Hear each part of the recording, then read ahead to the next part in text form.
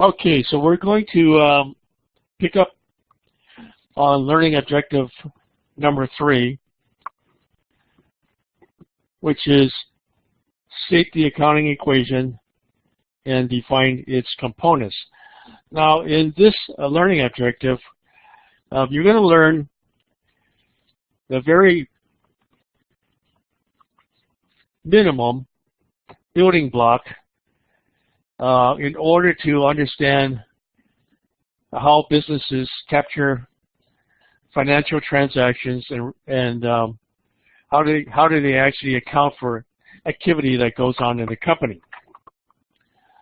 So the first thing you must master an understanding of is, what is a business made up of? And you can see on this slide, a business is basically made up of assets. Assets are the resources that a company or a business has to conduct its business, such as equipment, cash, inventory, vehicles, etc.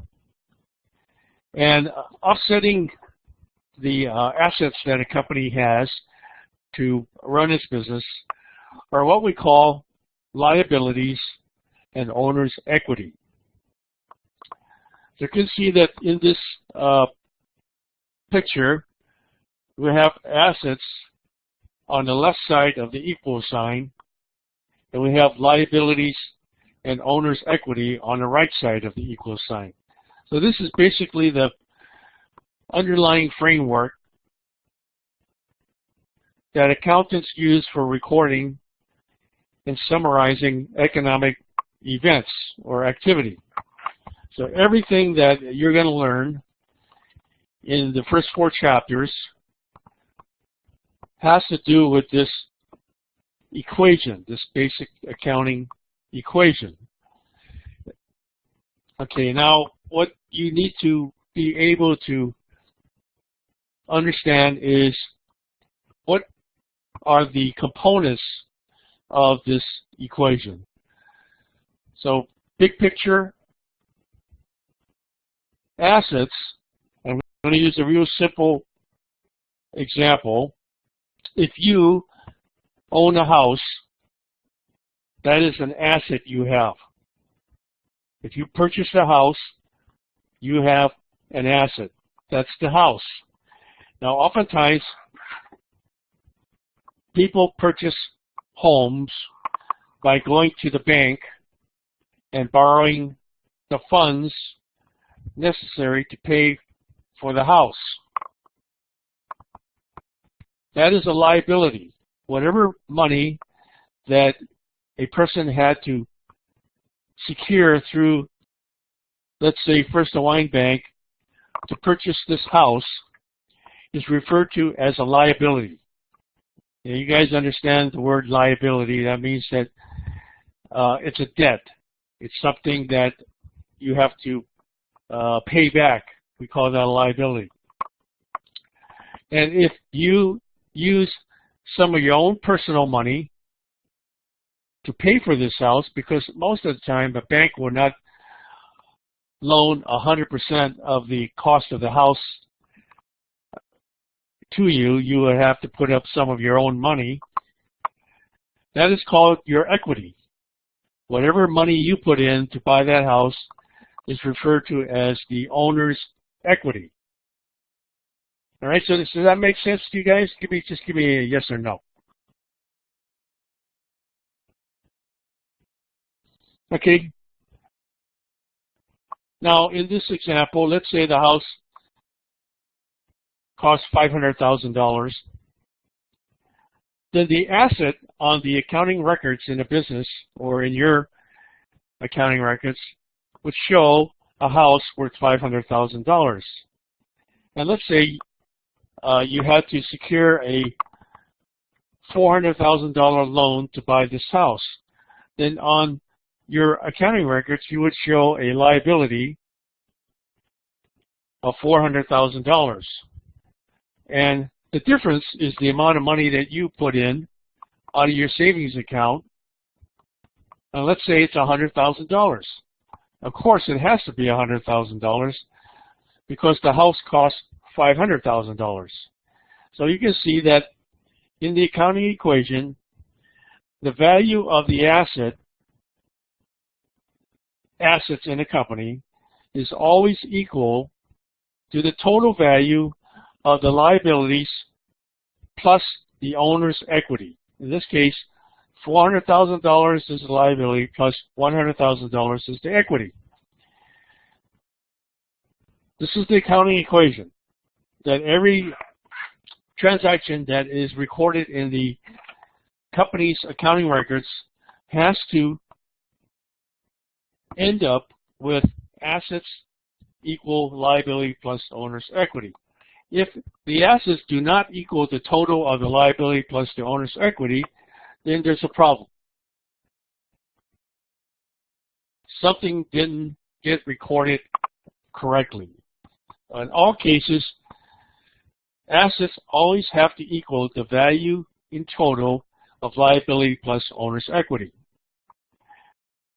All right, so again, the assets of a company are whatever resources it has to conduct its business, such as cash, supplies, equipment, inventory, buildings, vehicles, anything that it has that has value to conduct its business is generally referred to as the company's assets.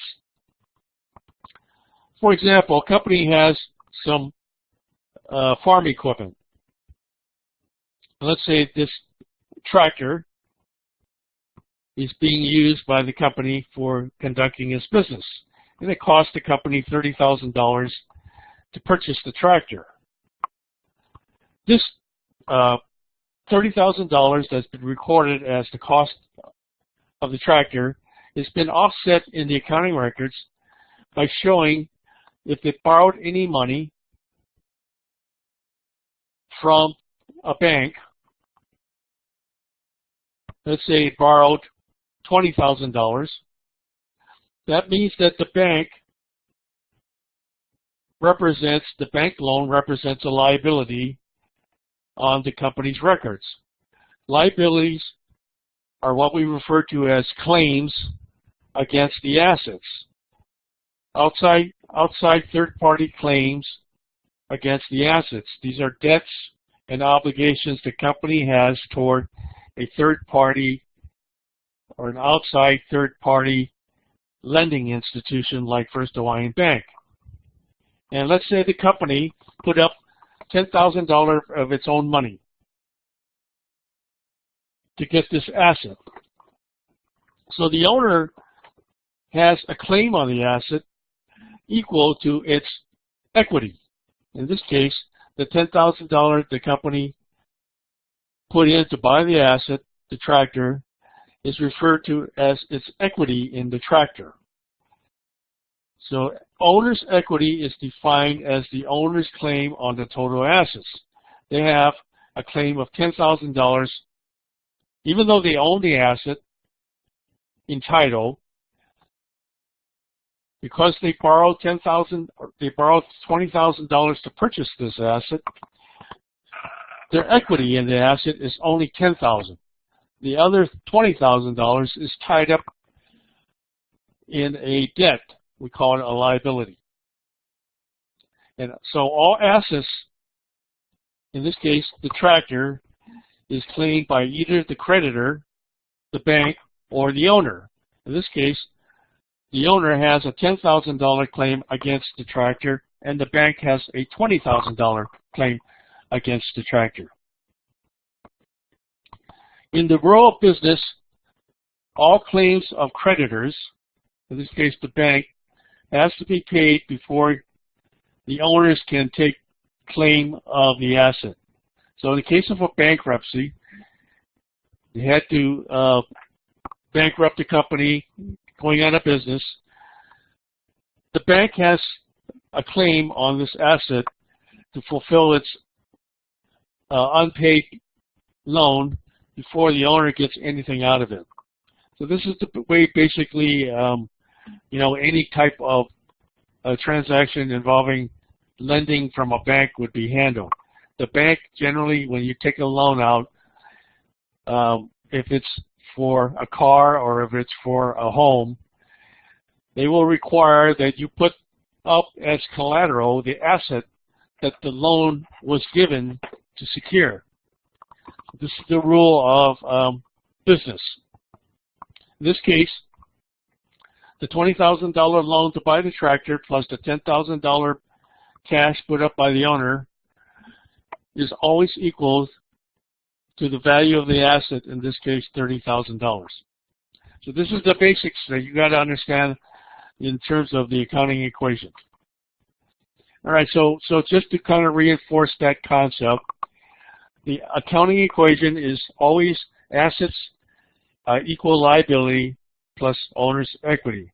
Now, if you have any confusion or any questions as I'm speaking to you, please raise your hand or type in your question, and I will stop and try to clarify something if it doesn't seem clear. Okay? All right. So in this case, if an asset on the company's records is 50, all you've got to remember is that on the right side of the equal sign, the liability and owner's equity has to equal 50. So in this case, let's say the liabilities is 35. 35 subtracted from 50 means that the equity is going to be 15. This is the rule. No matter what happens, assets always have to equal the value of the liability plus the equity. Now this model or this equation can be flipped around and still work. For example, if you say liabilities plus owner's equity equals assets, it's the same thing. It's just in the reverse order, right? The equation is still the same. So 35 plus 15 equals 50. Or you can do it this way. The assets minus the owner's equity has to equal the liabilities. So the assets in this case is 50 minus the equity of 15 equals 35, the liability. Or the assets minus the liabilities equals the equity. So 50 minus 35 is equal to 15. All right, so just so you understand that the equation can be, flipped around as long as you follow the basic rule that assets have to always equal liability plus owner's equity. I'm going to walk you through a simple class problem to kind of reinforce this concept. Now you just pay attention and see if you can follow the logic here. It says at the beginning of the year, Hernandez Company had total assets of $800,000, which could be buildings, equipment, computers, whatever. And it had total liabilities of $500,000 on its books. All right. So what is the owner's equity if the assets is equal to $800,000 on the company's accounting records and the liabilities is equal to $500,000? Well, obviously, the motto is that assets always equal liability plus owner's equity. So in this case, that owner's equity, in order to for the accounting equation to stay in balance, owner's equity has to equal to $300,000. Okay, how many guys got that one? Yes or no? Amber, you're typing in something.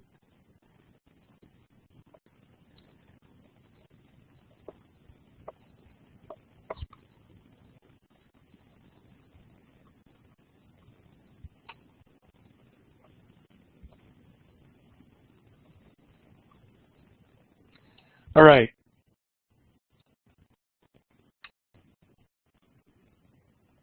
Okay. So now let's expand this problem a little bit. Let's say that the total assets in this scenario increased by $150,000 during the year, and the total liabilities decreased by $80,000. What is the amount of the owner's equity at the end of the year? So if the assets increased by $150,000 from $800,000 to $950,000, and the liabilities decrease by $80,000,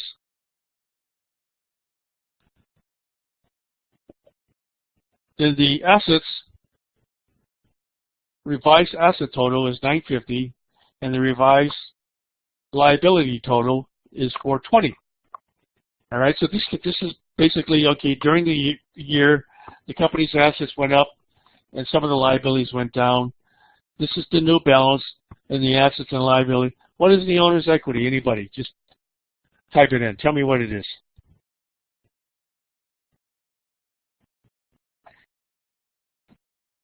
All right. Yeah, it's the difference. That's all you got to remember. Assets always equal liability plus owner's equity. Now let's say that during the year, total liabilities increased by $100,000 and equity decreased by $70,000. What is the total amount of the assets at the end of the year? In this case, the liabilities increased by $100,000 to $600,000, and we're using this as the base year for each of these different scenarios. So the liabilities increased by $100,000 from $500,000 to $600,000, and equity decreased by $70,000 from $300,000 to $230,000. What is the assets? What is the value of the assets? All right, it's $830,000. You have yeah, okay, math.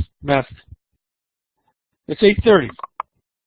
Okay, if the assets decrease $80,000 from $800,000 and the equity increased by $120,000 from $300,000, so the assets decreased from $800,000 by $80,000 to $720,000, and the equity increased from $300,000 by $120,000 to $420,000. What is the liabilities? What's the balance in liabilities? All right, should be $300,000. Okay, so this is just an exercise to kind of reinforce the accounting equation that you have to make sure that assets always equal liability plus owner's equity. Okay, now we're going to add a little complication to this, because now we're going to define equity as stockholders' equity. So this is the first term I used was owner's equity. Now we're going to be using the term stockholders' equity. Now the difference between owner's equity and stockholders' equity, as we discussed in the previous session, is that when a company is owned by one person, that is called a sole proprietorship. There's only one owner. So we call it owner's equity when it's only one person that owns the company. If a company is a publicly traded corporation, I'll use that as an example, like Google or McDonald's or Apple Corporation, the company is owned by many stockholders, shareholders, people that invest and buy in the company's stock. That is referred to as stockholders' equity. The value of the investors, the amount of money that the investors own, is called stockholders' equity. So that's the only difference between the term owner's equity and stockholders' equity. Owner's equity, if you see the term owner's equity, it means a company owned by one person. If you see the term stockholders' equity, it means it's a publicly traded corporation owned by many people, many investors. You guys get that?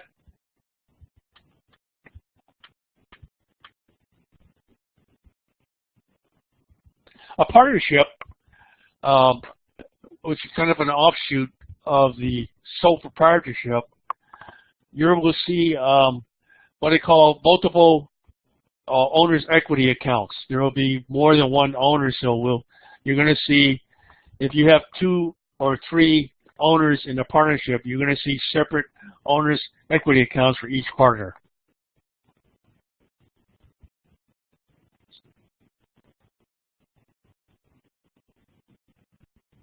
Okay, well,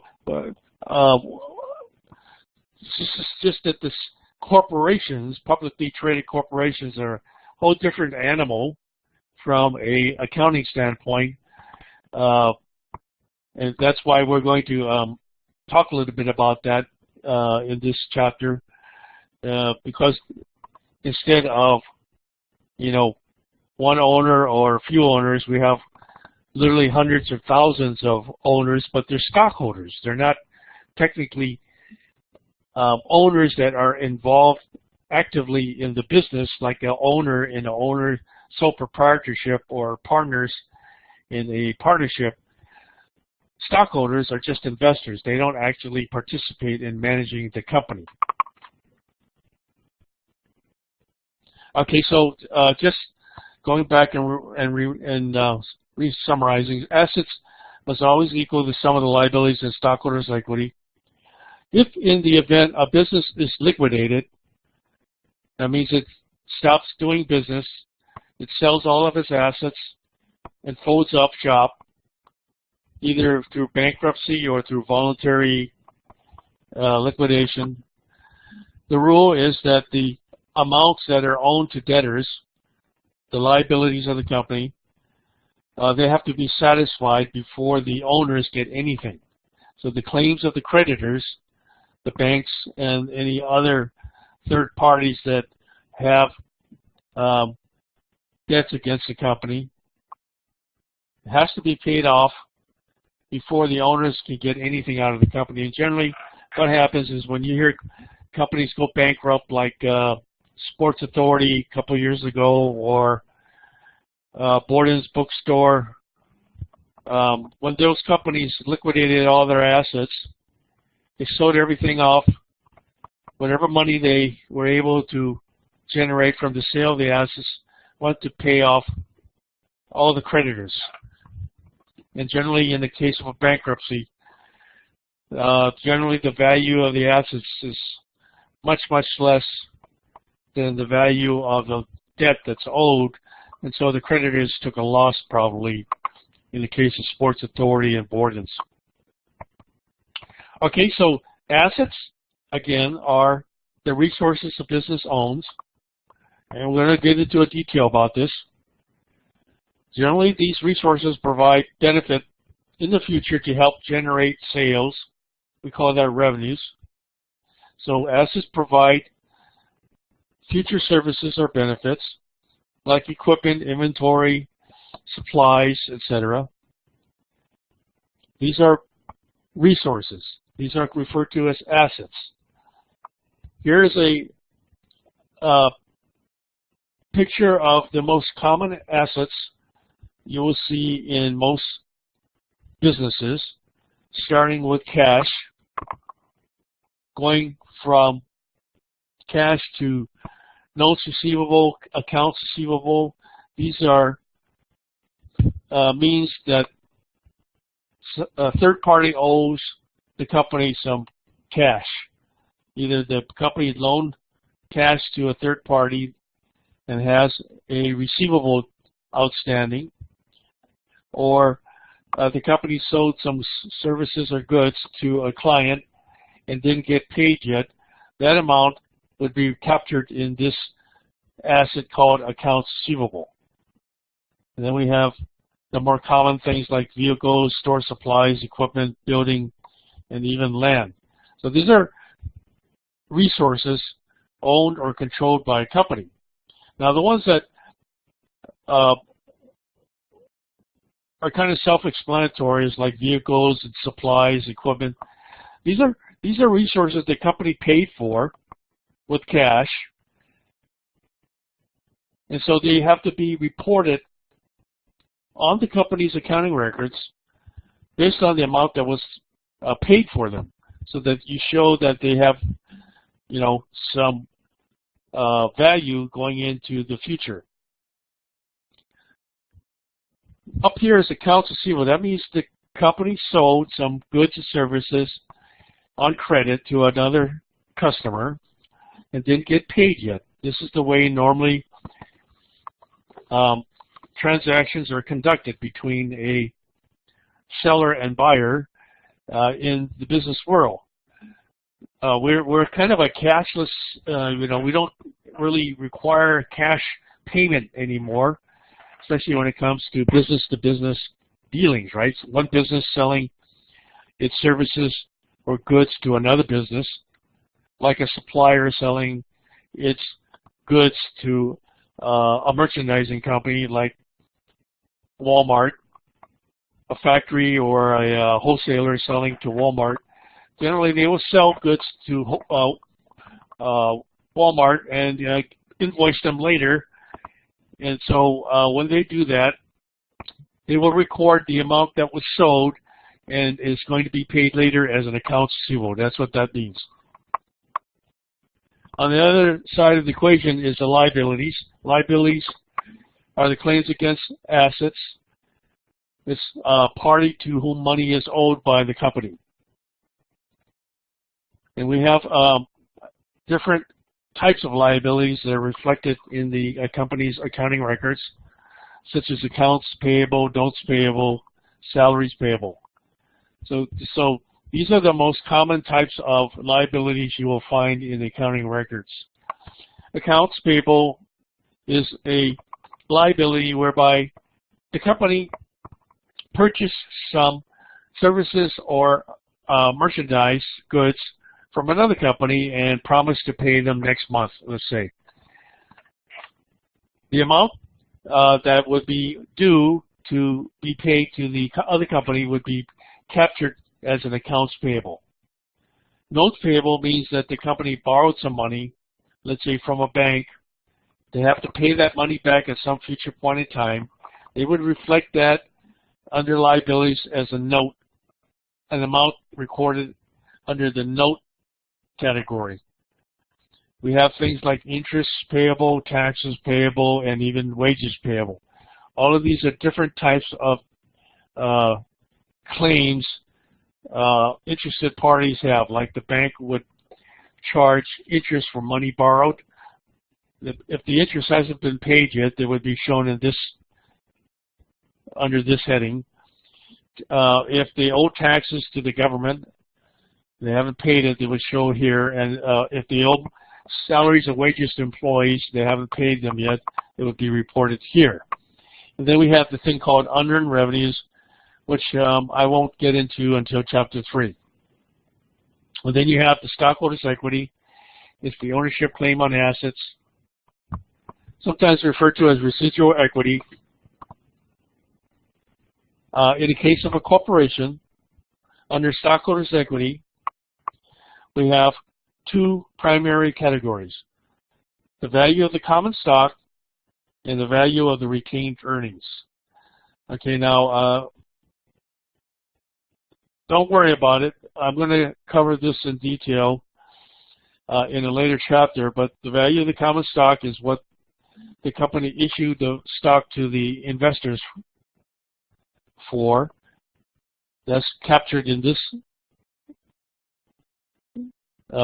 category, common stock, and retained earnings is the earnings that the company made, the profits, minus any losses that it might have incurred from the beginning of time, minus any dividends or the return of profits it might have given back to the stockholders. That's called retained earnings. Whatever earnings is left over after subtracting out any losses and any dividends. Dividends are return of profits to the stockholders. We call that retained earnings. This is what's captured in this stockholders' equity category. Okay, so just to expand a little bit more on that, stockholders' equity is in reference to a corporation form of business. A corporation is owned by many investors. We call that stockholders. When investors invest their hard-earned money in the purchase of stock of a publicly traded corporation like McDonald's or Google, it increases the stockholders' equity section of the company's accounts. So investments by stockholders represent the total amount paid in by stockholders for the shares that they purchased. Anybody here have any stocks, by the way? Anybody own any stocks? Okay, Amber, you own some stocks. What company? Oh, no? You don't, huh? Okay, nobody has any experience with stocks. Okay, if you were to go and buy stocks, you'd have to go through a broker like Charles Schwab or Fidelity. You'd have to have money in their account, in your account with them, and you could place an order and say, hey, I want to buy 10 shares of Apple computer stock. Or I want to buy 20 shares of, let's say, Amazon.com. When you buy, invest in company stock, basically, I'm referring to new issuance of stock. If a company issues new stock for sale to the public, the money that's coming in from the investors will increase the stockholders' equity balance of the company. That is basically how stockholders' equity is increased. Okay, now when a company is making money, that means that they're selling services or goods. We call that revenue. The money that's coming in from the sale of services or goods is called revenue. Okay, that is before we take out any expenses. So that's not the true profit. That's just the money that they sold it for. Now, the common sources of revenues in the company are from sales, fees, services, commissions, interest, dividends, royalties, and rent. Okay, now, you don't have to know what these all things mean right now. You'll learn them as we go along the way, but these are common sources of revenue for the company. Revenues increase stockholders' equity. So the value of the company goes up when the company collects revenues from things such as sales, fees, services, commissions, interest on money it loaned out to third parties, dividends it received from other corporations, royalties, and rent. All right, so that's the positive side of stockholders' equity. On the negative side of stockholders' equity, dividends that a company, a corporation like Amazon.com or Apple, pays back to its stockholders, that is the return of its profits. So when it generates profits, it can choose to give some of those profits back to the investors. That is referred to as dividends. And generally they choose to return some of the profits back to investors in the form of cash. Primarily cash. Could be other assets, but most of the times it's cash. When the corporation returns some of the profits back to the stockholders in the form of cash, that's going to cause the stockholders' equity balance to decrease.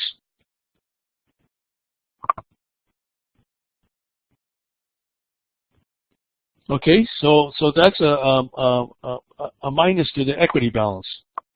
And then lastly, whenever you have revenues, equity increases. Revenues are a result of providing services or goods to customers. The only way a company can provide services or goods to customer if it incurs costs to generate those services or those goods. So that is going to be recorded as a decrease to equity. So we call the cost that is associated with generating revenues, the word is expenses. Expenses are the cost of assets consumed or services used in the process of earning that revenue. So whenever there's revenues, there's always expenses associated with those revenues. Common types of expenses are salaries, rent, utilities, taxes, cost of goods, manufactured, whatever. Those are have to be recorded and recognized whenever the revenues are recorded and recognized on the company's accounts. And whenever there's revenues will always increase the equity, the stockholders' equity in the company. And when you have the expenses to get those revenues, they will decrease the stockholders' equity. The difference between revenues and expenses in the accounting period is called profit or loss. If the revenue that's coming in is greater than the expenses incurred to get those revenues, then you're going to have a profit. We call that net income. If the revenues is less than the expenses, you're going to have a loss. That's called net loss. It's very possible for a company to have losses as well as profits. Okay, so that's how the basic concept works, right, in a business. Now, most of us, we don't have this because if you never ran a business, you never have to deal about revenues, right? But kind of think it like this, right? You have a job, you work at a job, you get paid, yeah? Technically, that would be your revenues coming in. And then you have expenses you got to pay to live, food, rent, gasoline, whatever. So that's kind of how it works, you know, in a business. A business generates revenues, and it has to use those revenues to pay for the expenses that were incurred to get those revenues. Okay, now this is a very high level, obviously, talk about stockholders' equity and the concept of profit and losses in a business. You're getting exposure, kind of an advanced exposure to key concepts right now. Okay, anybody have any questions so far? All right, so yeah, hopefully that kind of made sense. All right, so we got past number 3, state the accounting equation, define its components. Next is analyze the effects of business transactions on that equation. So this is really where you're going to get into the mechanical part of how to account for business transactions that occur every day in the business. So transactions is defined as economic events that have to be recorded by the accountants. You remember in the first session I said economic events are the events that have monetary impact on the company's finances. So if a company takes some of its cash that it has available and purchases a tractor for its business, that means that the cash is leaving the company and the tractor is replacing some of the money. Okay, now I'll just expand on that a little bit. If a company purchases a tractor and the tractor costs $30,000 and it borrowed $20,000 to buy that tractor from the bank, and it put up its own $10,000 plus the $20,000 that it borrowed from the bank to buy that tractor, that is a business transaction that has economic impact to the company. What is being impacted? assets are increased by $30,000, the cost of the tractor. Liabilities are being increased by $20,000, the amount of the loan, and equity is increased by $10,000, the amount that the owner put in to buy the tractor. There's three things that are being impacted here from the accounting equation standpoint. The asset side, the liabilities on the other side of the equation sign, and the equity. That's a business event. That is something that the accountant has to understand how to record in the accounting system. And the transaction can be internal or external. And what I just explained to you was kind of like an external transaction. We're buying an asset from an outside party. An internal transaction is like company has employees, they pay salary to the employees.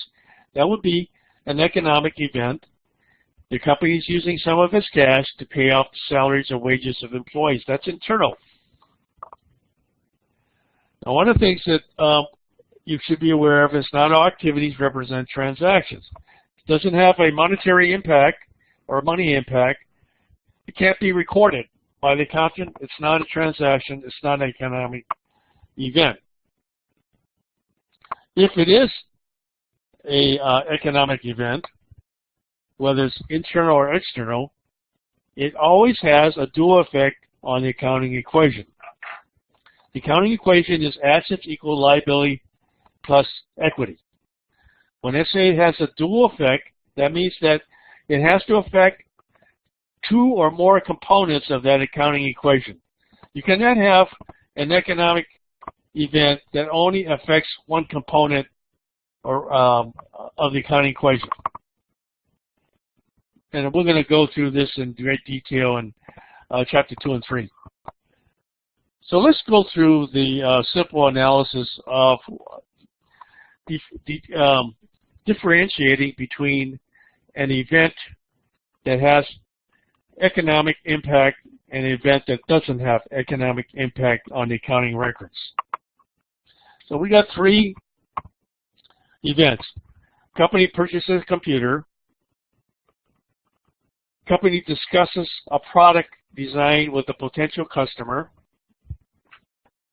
And the company pays rent. Okay, so let's take the first, purchase a computer. Is that an economic event to the company? Yes and no.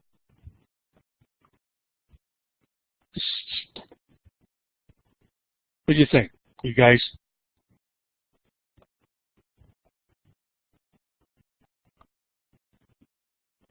Okay, so I got a yes. Anybody else? Okay, what is the criterion? Is the financial position, assets, liabilities, or stockholders' equity of the company change? In this case, yes. The purchase of a computer means that the assets of the company increase. Now, the question is, did they purchase the computer with some cash? In this case, the other asset, cash, would decrease. Or did they purchase the computer with a loan, borrowed money from the bank? In this case, the liabilities would increase. Okay, let's go to the next one. Discuss product design with a potential customer. Is that an economic event or not? Yes or no? No, it's no, right? There's no money impacted. How about pay rent? Yes or no? Yeah, that's obvious, right? So you got to think about is there a impact on one of these, or some of these, or all of these components of the accounting equation: assets, liability, or equity?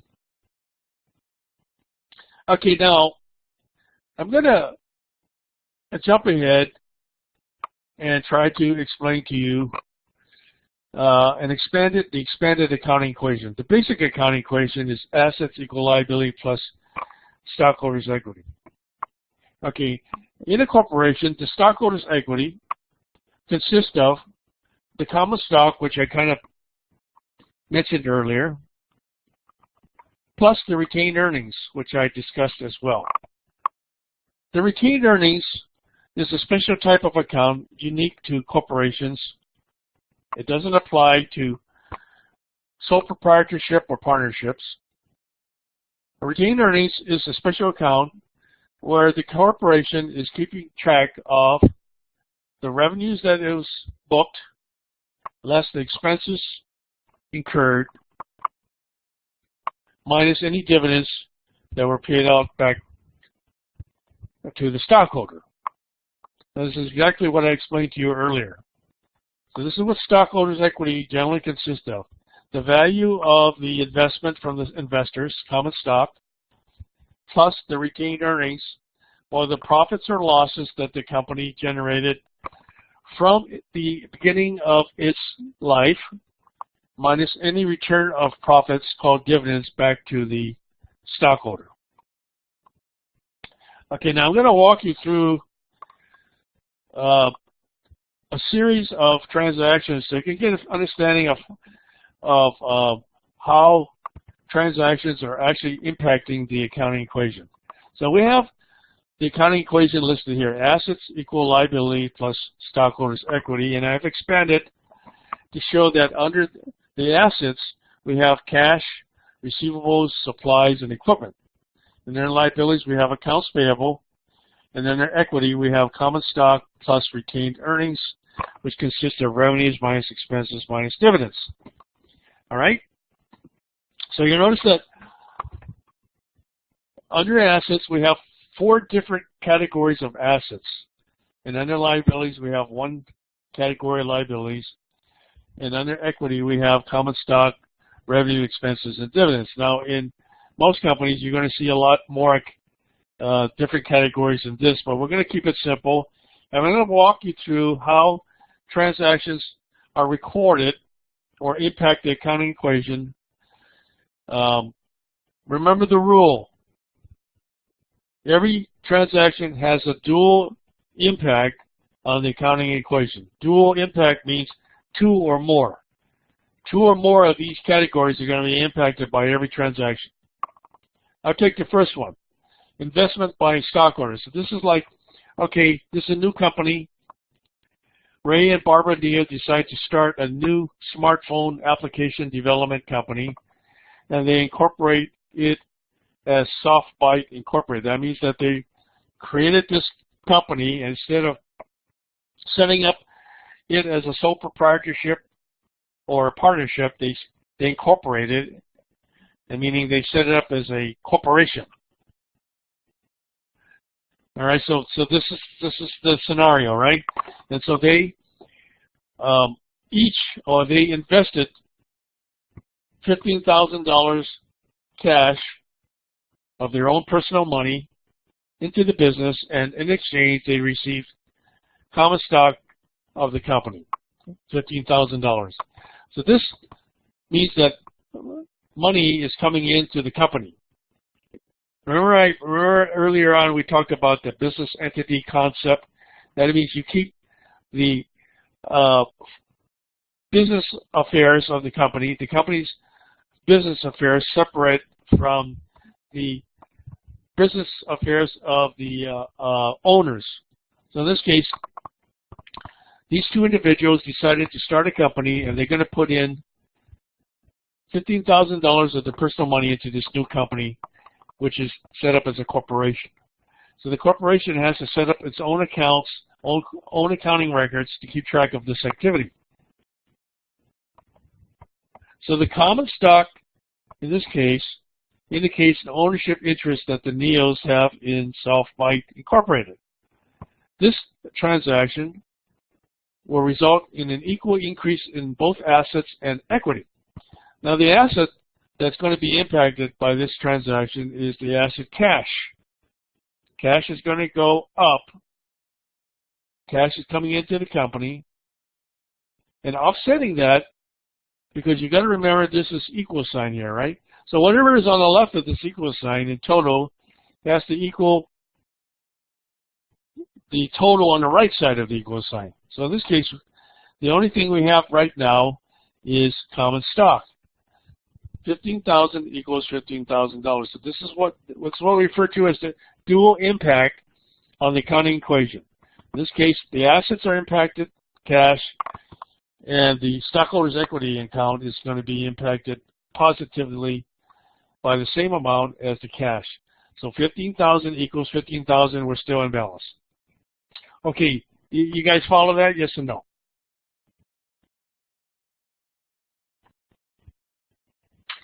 Okay, now they're going to buy some equipment with the cash. So the company now has an infusion of $15,000 that it can use for business purposes.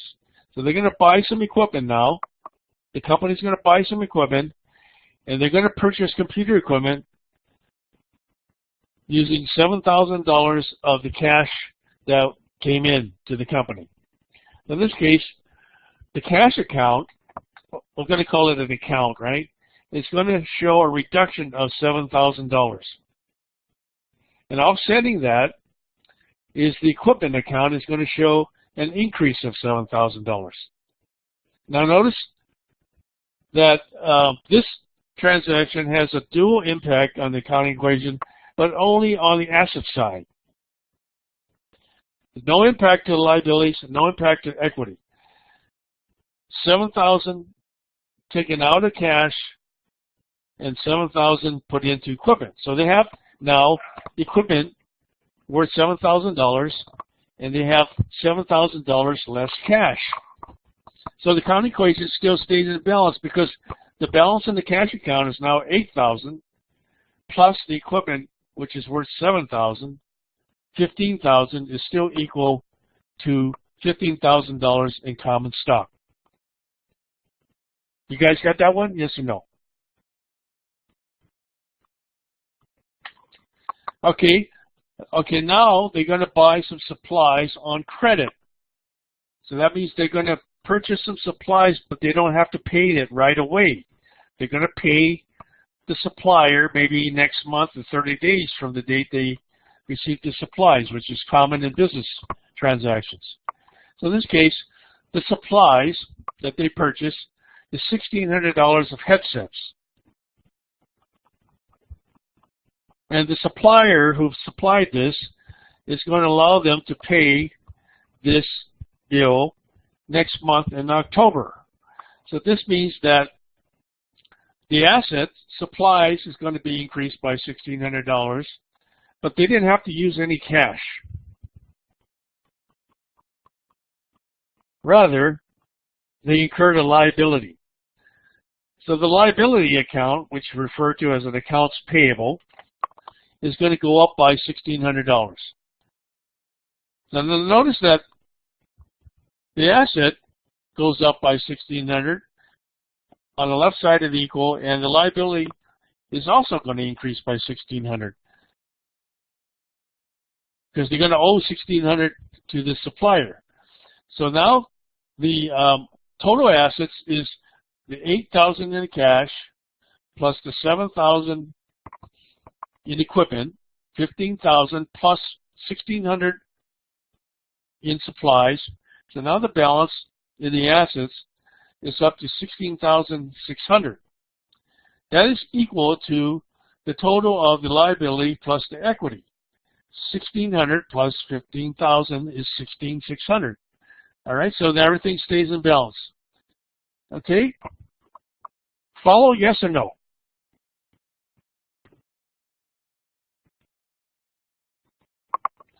All right, services performed for cash. Okay, so now the company is in business. They got their equipment, they got supplies, and they got a contract with the customer, and they did some application development for the customer, and they were paid $1,200 for this service from the customer. So in this case, cash came in the door for $1,200. That increases the asset. Whenever a company provides services, we call that revenues. That increases stockholders' equity. So the revenue account goes up $1,200. So in this case, the assets now went up from 16,600 to 17,800, because you have 15 minus 7, 8 plus 12, 9,200 plus 7 plus 1,600 is going to equal 1,600 plus 15,000 plus 1,200. Everything stays in balance. Bought some advertising on credit. All right, so they put some advertising in the daily newspaper, but they didn't pay for it yet. So they owe $250 for some advertising to the daily newspaper. So they have to record this, because this advertising on the website has already been provided by the newspaper. So under the rules of accounting, they got to record expenses when they're incurred. In this case, $250 was incurred.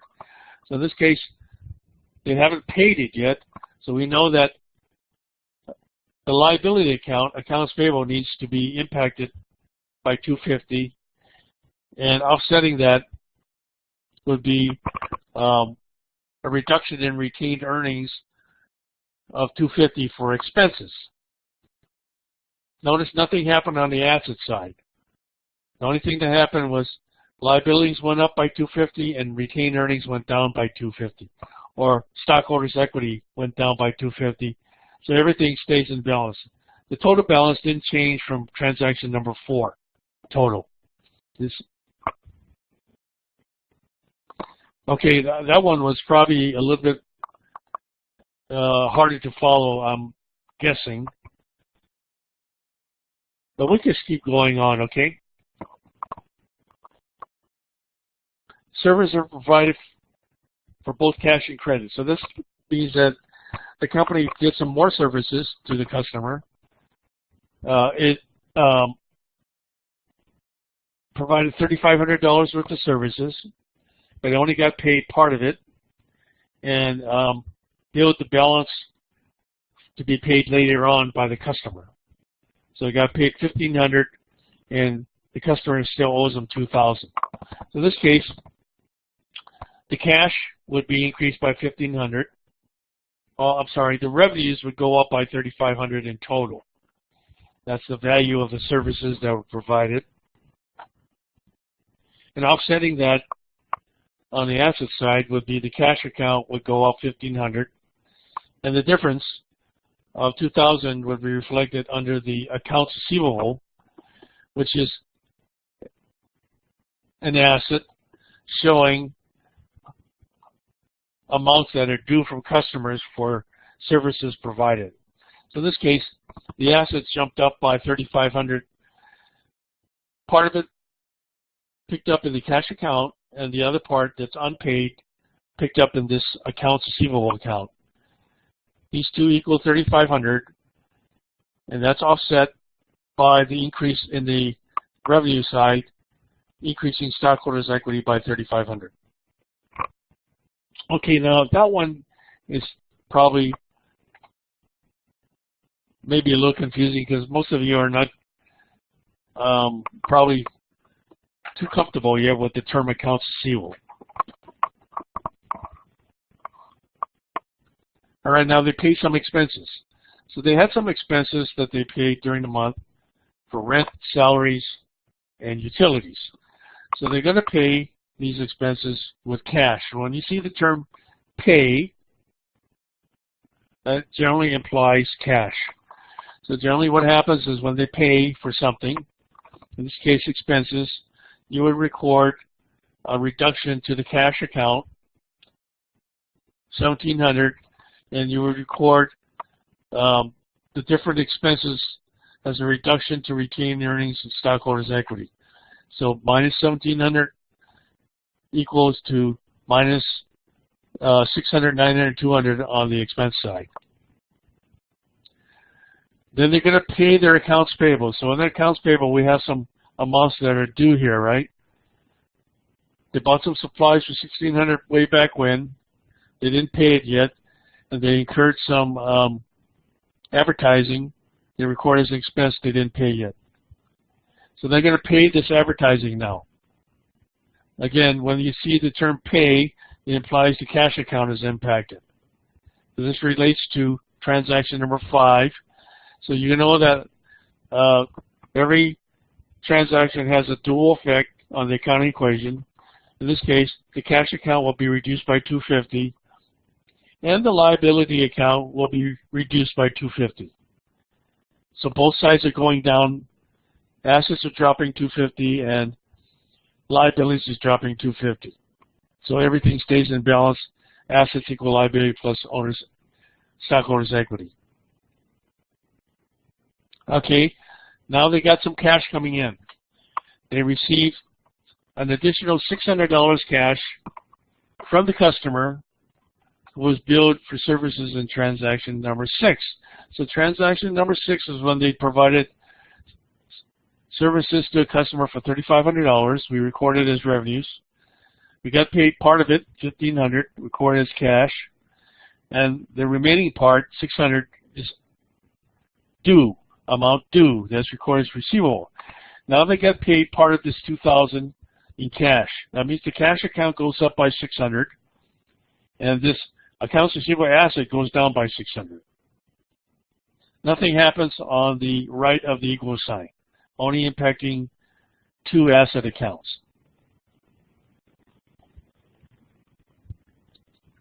Okay, now they're paying some dividends to the stockholders. They're going to pay $1,300 back to the stockholders. So they made some profit. You can tell how much profit they made by just looking at the difference between the total of the revenues and the total of the expenses. So they paid $1,300 back to the stockholders. That's a dividend. Now you know that when they paid, there's a cash impacted minus $1,300. And that is recorded as a reduction in equity by showing the dividend of minus $1,300. So they've got $1,300 coming out onto the asset side and $1,300 coming out of the equity side. Everything stays in balance. So you notice that when you look through every one of these transactions, the check is to make sure that the balance of the assets always equals the liability plus the equity. If you do this analysis and it doesn't balance, then that means you didn't record the transaction correctly. You subtracted from the wrong account, or you added to the wrong account, something. All right, now, if we were to stop here and add up all these balances from all these transactions from the very beginning to the very end, 10 transactions, add up the balance in the cash account, receivable, supplies, equipment, add up the balances in the accounts payable, common stock, revenues, expenses, and dividends, you'll find that the balance in the assets is $18,050. That's the total value of the assets, and it should equal the value of the liabilities and equity balance. So if you were to net all these out, it will come out to the same, $18,500. That's how you know that you recorded these transactions so that everything stayed in balance. That doesn't mean, don't get me wrong, that doesn't mean that you used the right accounts. It just means that you were able to record these transactions to 2 or more accounts and everything stayed in balance. It doesn't mean that you chose the right account, because when you see down the road, we're actually, because some companies have literally hundreds of accounts to choose from. So it's very easy to make a mistake and pick the wrong account, but everything still stays in balance. So this is where you have to understand what accounts are you got to use. All right, so that kind of takes us through this. Anybody have any questions on this one? Anybody? All right, so this is what you're going to practice on in your homework. Okay, so just summarizing, each transaction must be analyzed in terms of its effect on the 3 components of the basic equation. And you know you'll note that specific types or kinds of items are within each component: assets, liability, and stockholders' equity. So you have to really know your components. You have to know what components are impacted.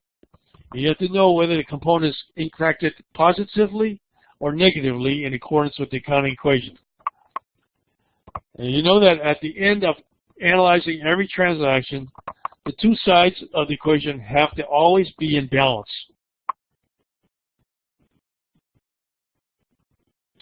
The common stock and the retained earning columns indicate the cause of each change in the stockholder's claim on assets.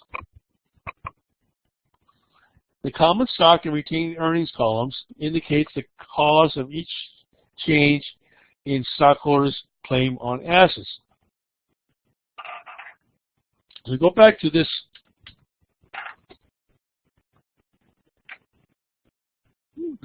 formula here, right? Stockholders' equity includes common stock plus revenue minus expenses minus dividends. So you can see under retained earnings, it's going to show you how the company did during the period because it captures the revenues minus the expenses to give you the profit the company made.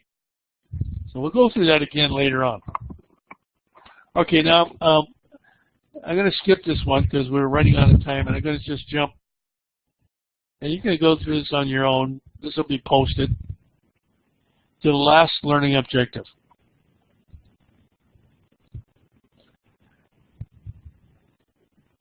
Okay, so that is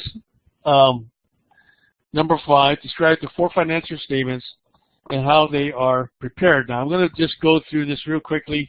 This is kind of give you guys just a kind of a, a preliminary look at what you're going to have to understand, or basically what is the end game of doing all this work in the accounting records. The end game is the preparation of 4 reports. We call them financial statements: income statement, retained earnings statement, balance sheet, and statement of cash flow. This is the end game of all this transactions that's being recorded by the accountant. At the end of the month or end of the year, we're going to summarize everything to show how much profit or loss the company made. That is the income statement. This reports the profitability of the company's operation over a specified period of time. It shows all the revenues first, followed by the expenses, and the net of the revenues minus expenses is the net income or the net loss. This report does not include investment and dividend transactions between the stockholders and the business. That's separate from revenue and expense activity. So if you look at this worksheet that we just went through, the revenues that were picked up was $4,700, and the expenses was $19,050 during this period, this first month of operation. So we got the revenues made up of these 2 transactions. We got the expenses made up of these two transactions. This would be reported in the income statement, and the template or the format of the income statement report looks like this. There would be the name of the company, the name of the report, and for the period that's covered, in this case for the month ended September 30th, 2017. So this is the standard heading for all income statements. If it's a year report, it would show for the year ended, but this is for the month. But you have to show the name of the company and the name of the statement, income statement, and you start off by listing on this report the revenues first.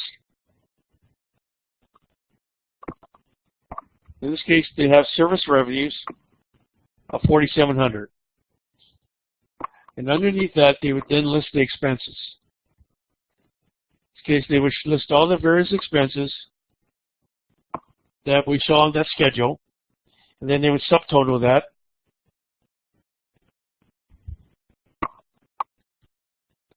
To $19,950. And the difference between revenues and the expenses is what we call the net income, $2,750.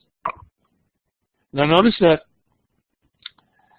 there's dollar signs on the first line, and there's a dollar sign on the last line.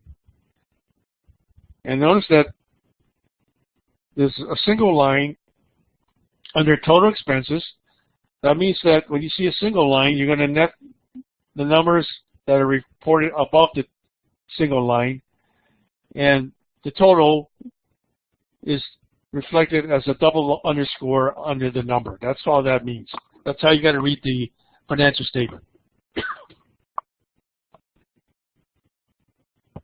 All right, so again, retained earnings. So this is the net income, right?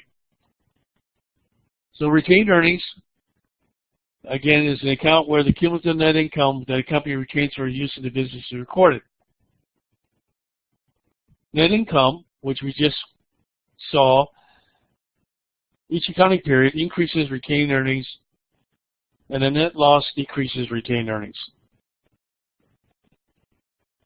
Retained earnings is part of the stockholder's claim on total assets of the corporation.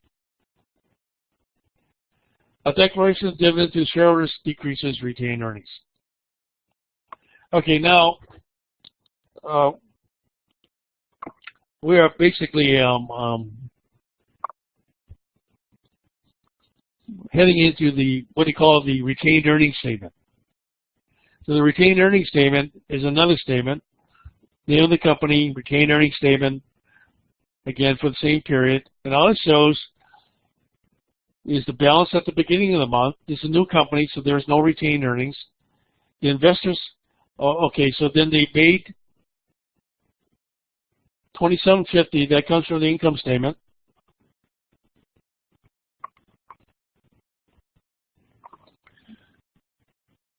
Subtotal. Took out any dividends. In this case, there was $1,300 worth of dividends taken out. And so the retained earnings at the end was $14.50.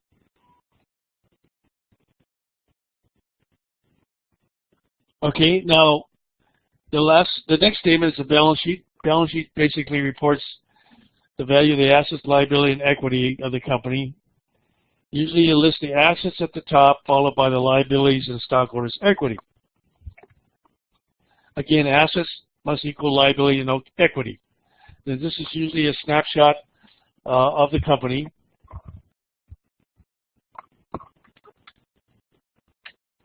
I just got to make sure you guys are still there. Okay, sorry. So this is generally a snapshot of the company's assets, liabilities, and equity at a given moment. So we go to the worksheet, pick up all the assets, pick all the liabilities, pick up the stock, and you can see this is the balance sheet, and it's for a point in time, September 30th. It's going to show the assets from that worksheet, give you total assets, then liability and equity underneath that, give you the liabilities from the worksheet, 1,600 accounts payable. Stockholders' equity consists of the common stock plus the retained earnings, which we just worked through on the retained earnings statement, which was $14.50. The total stockholders' equity is the stock plus the retained earnings, $16,450 plus the accounts payable, $1,600, equals the total liability and equity, $18,050, which is equal to the assets. All right, now I know I'm pushing this, but don't worry about it. We're going to come back to this in the next couple of chapters. I just want to give you guys a view of this. And then we have the cash flow statement, which provides a report of the incoming cash and the outgoing cash. It provides the answer to where did the cash come from, what was the cash used for, and what was the change in the cash balance. So this is the statement of cash flow. In the assets under balance sheet is the cash account, $8,050. The cash flow statement of cash flow, explains how this number increased or decreased from the previous balance.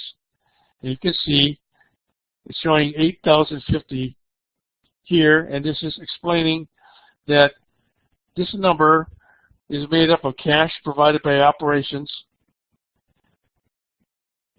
They use some of the cash, $7,000 to buy equipment. This is a use of cash. And that they had some money coming in from the stockholders when they bought the stock, plus they had to give back some of the profits to the stockholder. So this is the cash flow from financing. So this is how the cash flow statement is actually broken out. This shows you three sources or uses of cash. From operations, receipt of cash for sales from revenues and expenses. Sources and uses of cash for investing activities, so they purchase some equipment showing the use of cash, and sources and uses of cash from financing activities. So they showed that there was $15,000 coming in from the investors and another $1,300 going out to pay dividends, so $13,700. So the net of these three is the $8,050 that equal to the balance in the cash account and the balance sheet. So these are the four reports that are generally produced and provided to interested users. All right, so that got us through chapter 1. So this is kind of a high-level overview for you guys to show you what we're going to be covering in detail in the next 3 chapters. Okay. So anybody have any questions? Okay, you guys good to go then. So we're going to call it a day for this session, and we're going to pick up chapter 2 starting next week, okay? All right, so that's it.